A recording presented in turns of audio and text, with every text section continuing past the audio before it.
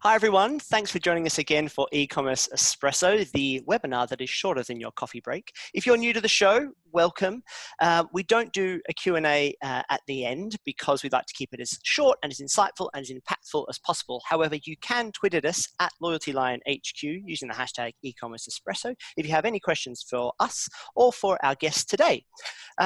I'm on the iced coffee this week, so before it gets too warm, I'd really like to jump straight in here and introduce Ben Paull, who's the Customer Success Manager at Klevu. Ben, could you tell the audience a bit about yourself and a bit about Klevu? Hey, Zach. My name is Ben Paull. I work for Klevu. We're a smart search technology that uses machine learning to automatically merchandise on your behalf in natural language processing to better understand what your customers are searching for. We also do category navigation powered by that same machine learning technology. I've been at Klevu for 2 years and have recently transitioned into our customer success team, and I'm incredibly excited to be here. Awesome. I mean, I can't wait to dig into some of these questions. Even just the pre-show chat to you was really fun and really insightful. So I can't wait to jump into our first question, which is, what are some of the best practices for increasing conversion through search? Yeah, that's a really great question. I want to be super prescriptive with this. So I gave everyone tips everyone can take back to their website and use today. So first, I think it's most important to understand what your customers are searching for, as well as what they aren't finding on your website. So Klevu has its own analytics dashboard, provides these insights at a quick glance. But if you're not using Klevu or another on-site search tool, make sure you're tracking things within Google Analytics. Once you've identified what your customers are looking for, you can test those searches for yourself. Are the results of your best sellers showing up at the top or products you're promoting? If so, that's great. If not, do you have the ability to manipulate the results? Klevu, we have those tools. A lot of websites just use URL redirects if you're using a less intelligent search tool. That's a really great way to do things. Make sure you put a query parameter so you can track it in GA too. Of course. Second tip, make sure your searchable product data is relevant. Many marketers and merchandisers really like to use flowery language or site-specific language that can muddle the results. And e-commerce merchandisers can really streamline the first-time customer or returning customer experience by adding that less specific vocabulary, more generic terms. You can add synonyms or tags or additional attributes that are common colloquialisms. A semi-frequent mistake I see on a lot of clothing websites is adding phrases like "this skirt goes well with this shirt" to an item's description, and then 9 times out of 10, that description field is being indexed by a search tool. And when someone searches for skirt, you're going to see that shirt appear or vice versa. And, making sure those comparisons stay within that recommendation section outside that searchable data can be really important. Yeah, of course. And, sometimes you may want similar products to show up within search results. So that skirt, shirt example, while those are two different things, you may want accessories to show up for certain things or similar type products to show up. One thing I love is sweaters. And when I search for a sweater, I obviously want to see, my crew neck sweaters on top, my turtlenecks. But then I'm also, going to want to see hoodies or, knits or some other specific sweater type items in that search as well. So keeping things, really consistent. If you're stocking a certain type of product, keep the name consistent. Smoke shops a lot of the time will type in vape or vaporizer and use those terms interchangeably, but they won't have both of those terms within each item. So you'll see wildly different results for both of those. Product data is just incredibly important. I'm sure all of website plugins use at least a little bit of it in serving your customers. So not only search, but for any recommendation tools, potentially loyalty tools, all that good stuff there. And then my final tip is just evaluate that overall search user experience on your website. Is it easy to find the search bar? Are your customers searching for the search bar? Is it behind a tiny little magnifying glass? Don't stress them out, making them search for it. do your results have error tolerance? If I just flip 2 letters because I'm typing fast on a keyboard, is it still going to pick up things? That's something that, Klevu can really help out with just at a basic level. And lastly, if someone can't find what they're looking for, what are they seeing? A generic 404 that's just this like kind of ugly, maybe make someone want to go visit another website, or is it redirecting to something like popular categories, search tips, make your search more generic, use less flowery language in your searches, or is it providing links to other parts of your website, or even, your chat or phone lines so they can talk to someone at your business? Make sure there's not really like a dead end to keep people from bouncing there. We've got a really cool 0 results found personalization tool. Really helps with that. You can customize a lot. It's one of my favorite tools that I help people customize on a lot of my customer success calls. What kind of stuff tell me a little bit more about that. So we're talking, so when there's 0 results, you can get like a personalized results based on what people searched for in the past, or purchase history, that kind of thing? Exactly. So one website that I think does this really well is called healthproductsforyou.com or hpfy.com. Their message is pretty lengthy, but it's really awesome. They have not only like a customer success number, they have a contact us email hyperlink you can click. Klevu is going to display their top 4 bestsellers. They have a really nice banner ad within the dropdown and that results page. Wow. So just every part of that user experience, if someone can't find something, it's really, prompting that customer to reach back out to them. Noah Leeming does a really great job at this as well. They're kind of like a big electronics, house electronics retailer out of New Zealand. Just a ton of really great examples there. Yeah, of course. I mean, it's so important to continue that journey, right? You don't want someone to feel like they're getting to a dead end.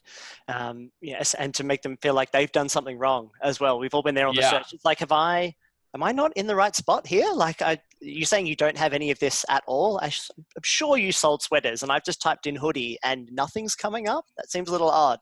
But I mean, it just sounds like then, to kind of revisit those 4 tips, then it's making sure you've got your setup right. So are you tracking? Are you looking at your analytics? Is your reporting all set up so that you can actually get a sense of what's actually happening? I mean, that's something that Klevu shares with LoyaltyLion, making sure that merchants can get the data that they need and can use it and start to make changes to their store and to their customer experience as well. It's so important.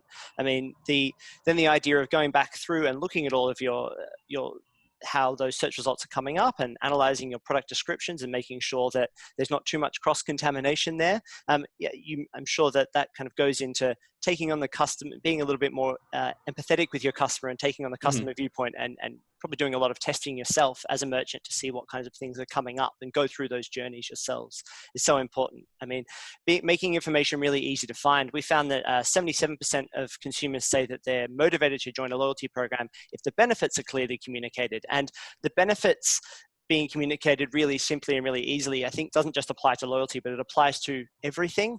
And making sure that everything is really clearly communicated just makes user experience so good. And if your customers know that they can come to your store, find things really simply, or like use search to help them find things, not just to like shortcut them somewhere, is really, really useful. And it will just help build trust and build on that retention. Yeah, sure thing. Yeah, it's like these loyalty programs you'll see on websites, like you get 200 points for a purchase and then it's like doesn't tell you what those points do. That can be super frustrating to see. I mean, it wouldn't motivate me to sign up for it. So yeah, clearness and conciseness across your entire website is key.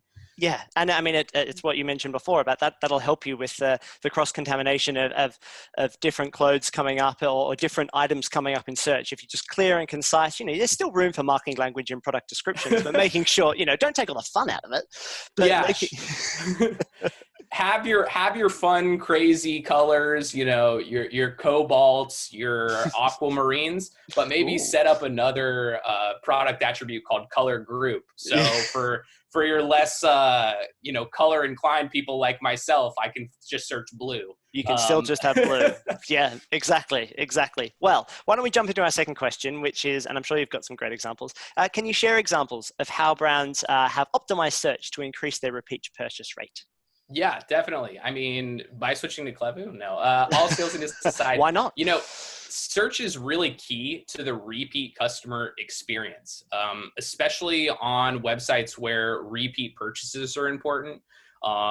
People are buying those replacement products. They're going to want to just be able to go to your website, find that replacement product, and get out of there. Having a smart search tool like Klevu allows for a lot more flexibility than just this. So a recent example that comes to mind is a fast fashion retailer that I personally work with. They use our merchandising rules to promote their weekly releases across the top of their search results and their collection pages on their website. So every time they, have their, weekly giant new product Instagram post that they've been planning, they just tag all those products with that specific tag, upload them into Klevu. Klevu sees that tag is important, gives them additional weightage, and brings them all to the top. So their customers that are looking for those new releases don't have to scroll all the way to the bottom of a collection page, or when they search for, dress on their website, they're not seeing a dress from, 3 months ago. They're seeing that week's dress or even that day's dress. Less specifically, Klevu has some more generic features that help customers find exactly what they're looking for, those return customers on all websites. So one thing we do is we actually have a 0-character search feature where when you click into search for the first time, it'll display trending products, and those products are going to be the top scored products either via Klevu's own machine learning or that e-commerce merchandiser's manipulation of that scoring. And after that customer clicks in for the first time, Klevu's going to look at that product data, and it's going to start to serve them different similar items within that 0-character search. So if someone's looking for a product and they were looking at hats, the next time that trending product is going to be showing them hats, and it's also going to show them their recently clicked item with a really cute little product card. However you want to design it, we've got a super flexible user interface there. So just a really great way to reduce those clicks for those returning customers, get them to find what they're looking for, and get them on out of there. Yeah, I mean, it's something that, as you were talking, I just couldn't stop thinking about the idea of changing the mindset around search as another communication touch point, another sales and marketing touch point, as opposed to just something that is purely, a user experience or UX function, something that's not just scanning a database and serving up whatever customer might be looking for, but actually using it as a way to communicate clearly and to communicate different USPs or newest products or whatever messaging is important right now. I'm sure that you could have messages popping up around COVID-19, and specific in this example around different delivery times and all that kind of stuff as someone's showing engagement by clicking on that search box. You've got their attention specifically there right now. So use that to communicate a sale, a key message, whatever it is. I mean, I hadn't even thought about search in that way before. I mean, and to have it use machine learning and to grab tags from other products and to start to personalize that experience, as we said in the first question, it's so key to retention that you can give your returning customers those little shortcuts that's feels like the site's learning a bit more about them. It gets them closer to the brand. I mean, that's incredibly powerful stuff. And you just reminded me actually of a great example. If you go to upwest.com, it's a clothing brand from Express.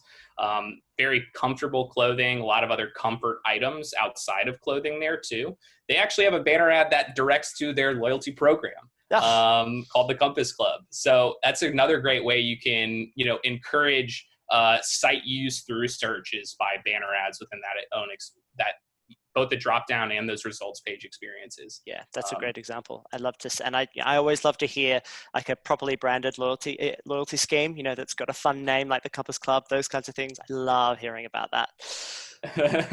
All right, should we move along to our last question? Which sure thing. Great. What can you learn? What can you learn from your customers' search behavior, and how can you use this to build customer loyalty? Yeah, so this actually ties right back into my first tip from that very first question you asked, which, goes into understanding that customer experience, understanding what they're looking for. A great site search tool not only allows you to direct your repeat customers to what they know they can find, but also what they might want to find in the future. Who needs a product survey service when your customers are telling you what they're looking for within search? A clothing company that we were working with actually saw the word sock appear over and over, sock and socks, and there are no results found. They didn't have a line of socks. So they actually built a line of socks out. They produced one. They had these, really cute socks, and they sold out, I believe, from what I was told, within like a couple days or a week. Incredible. So, you can use search to give customers what they want. And, in the current situation with COVID-19, it's really affected e-commerce in a really unique way. People are not only going to these websites, but I'd be shocked if an e-commerce manager told me that their searches have not changed at all in the past, 3 months. So it's really easy to build brand loyalty right now by looking at those things that your customers are looking for. Instead of producing a line of socks, it may be a line of masks or face coverings you want to produce. Yeah, hand sanitizer. Hand sanitizer. I know one, I think it is Brewdog out of the UK, created a line of hand sanitizer that they sell on their website using, alcohol produced in their facility, which is super cool, or that they've sourced themselves. I've seen searches for masks spike across many websites. Fashion retailers have accommodated for that. I've helped guide merchants when their customers are searching for Lysol. Like, people love to search for Lysol instead of disinfectant. So just simply adding that Lysol disinfectant synonym, you can, deliver people what they want. Sort of like Netflix when you're searching for a movie and they don't actually have that movie, but they show a movie with the same actor. It's not Lysol. Something real close. It's not Lysol, but it's still sanitizing wipes. I've seen health supplement sites see zinc, shoot up as a search term. Everybody knows zinc's really important for your immune system. So, they've started stocking up on that, creating more immune system boosting products. And the last thing I really want to say about, loyalty and delivering to the customer the products what they want is we're rolling out a personalization technology that goes all the way down to the individual shopper level. I'm really excited about it. If a customer prefers a certain size of clothing or a specific color, a specific line of products, if they, click a bunch of men's products or women's products, Klevu will actually be able to understand that and then manipulate those search results or those product collection or category pages that we're serving to them and move up their preferences to the top. Of course. That level of relevancy is just so important. Being served stuff that is actually what I'm really looking for. There's no point in showing me all these shoes that aren't even in my size, or that don't meet my preferences usually. Yeah, it's like, how great is it, that you wouldn't have to click a filter on a page after visiting it a couple times. I know as someone who works in e-commerce, and I'm sure with you as well, I am a diligent filter and facet user on websites. But a lot of the time I hear stories about e-commerce managers who are like, our customers just seem like to completely ignore that feature. So by having a tool like that coming out, that's really going to help ease that stress. And I'm super excited about it. I mean, it's just something that, it keeps occurring to me as we're talking, is that using a search tool is so fundamental to the way that people navigate the internet or navigate digital, their phone, whatever it is, right? So it's a really entrenched learned behavior that people think they know how to navigate search. So as soon as you start making things simpler for them on search, they're going to really, really enjoy that experience. And you're right that people don't always see all of your filter buttons on your page, or they see all the UI elements. They're really kind of focused, especially on the things they're really familiar with. So it's less likely that they're going to involve themselves in all of those things if they're just really just trying to get to the product or get to the answer, because that's why they're using search, right? They've got intent. They're looking for something. I loved what you were saying about using that search data for your brand to stay nimble in the market, looking to it not just for how you might tweak your current range, but introducing new products to your range, like the socks example is outstanding. But also how you might change the communication on the page. If someone's not, if they're on a product page and they're not finding what they're looking for and they're going back to search, the idea that there's some information missing on their site is really key as well. I mean, and this, you just mentioned it so many times, the idea of speeding up that repeat purchase increases retention. It makes it feel like the customer can get in there, buy again, find exactly what they're looking for, and feel like it's almost like search is acting as you're known in that shop. When you go to somewhere, you go to that bakery long enough and they kind of know your order well enough. You want search to kind of feel like that too for you, that you can turn up to the site and be like, nah, they know what I'm looking for. They've got me and my personality pegged, and they've got my purchase history. Then why not just serve me the stuff that I know I'm going to be interested in? I mean, it just sounds like Klevu is doing so much of that stuff, and really merchants should be thinking that way about search and not just as, a flick through a database. Yeah, definitely. Especially if you've got, these huge product trees. We've all experienced when you go to the top of a website and you're kind of scrolling and it's popping up all the different windows. And sometimes I just want to be able to, I don't want to have to navigate through all of the clothing branch trees or all of the, accessories branch trees. I just want to be able to type it in, see all those items served up, and then filter from there. Yeah. So, and, you mentioned people really wanting to know what they look for. There was a study that came out on mobile, especially as people push towards mobile. I think it's roughly almost 50% of mobile traffic prefers search to just a standard category navigation. With screen space being so limited, you really want to be able to serve up exactly what they're looking for. So search, is incredibly important. Just so that they can just get straight to what they need, what they're looking for. Mobile, people have less time, they've got less patience on mobile as well. They kind of go into it expecting it not to be super great, but if the search is really, really good, you're going to blow them all. It's a great opportunity to delight your customers. So, Ben, unfortunately, that's all we have time for today. I mean, I feel like we could keep talking about search and its usefulness, and especially how Klevu can help for the rest of the day. Unfortunately, that's got to be the end of it. I hope everybody's found that valuable. I know I have. I'm sure there's heaps of insights, especially some actionable things that people can take away right now and start making changes right now, which is always really good. As always, we'll be sharing this recording on demand. So if you feel like you've missed something or you weren't able to stay for the whole thing, or you came in a little bit late, whatever it is, you'll be able to see this webinar, this Ecommerce Espresso episode on demand. Once again, a big thank you to Ben for being today's speaker. Remember, if you have any questions for Ben or me, LoyaltyLion, Klevu, you just need to tweet at LoyaltyLionHQ with the hashtag Ecommerce Espresso. Thanks again, Ben, and we hope to see you all online again soon. Thank you.